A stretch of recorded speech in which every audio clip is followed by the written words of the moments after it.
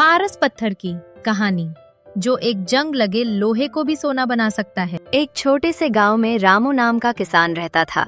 वो बहुत मेहनती था, लेकिन उसकी किस्मत उसका साथ नहीं देती थी। खेत में फसल कम होती, घर में पैसे की तंगी रहती। उसकी पत्नी गौरी हमेशा उसे हिम्मत देती। एक दिन गौरी बोली, रामू, तुम चिंता मत करो, भगवान एक दिन जरूर हमारी सुनेंगे। रामू मुस्कुराया, लेकिन उसके मन में चिंता थी। एक दिन लकड़ी लेने रामू जंगल गया।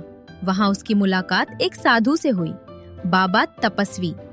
बाबा बहुत बूढ़े थे और प्यासे दिख रहे थे। रामू ने तुरंत अपनी पानी की मटकी उन्हें दे दी।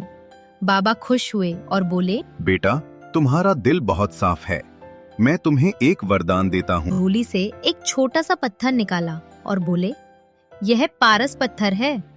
जिस लोहे को छू लेगा वह सोना बन जाएगा। लेकिन ध्यान रखना, लालच मत करना। रामू हैरान रह गया। घर में खुशी। घर आकर रामू ने गौरी को सब बताया। दोनों ने मिलकर एक पुरानी लोहे की कील पर पत्थर लगाया और वह सच में सोना बन गई।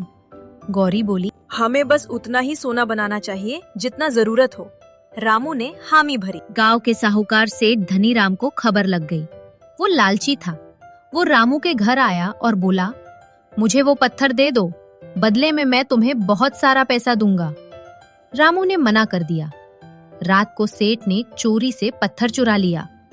वो बहुत सारा लोहा लेकर बैठ गया और जल्दी जल्दी उसे सोना बनाने लगा।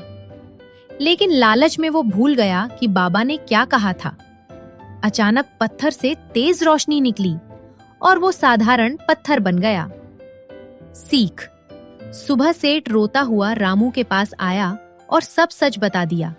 रामू ने कहा, सेठ जी, ये पत्थर नहीं, हमारी नीयत की परीक्षा थी। तभी बाबा तपस्वी प्रकट हुए और बोले, बेटा, जिसके मन में लालच होता है उसके लिए पारस पत्थर भी एक साधारण पत्थर बन जाता है। रामू और गौरी फिर से अपनी मेहनत में लग गए।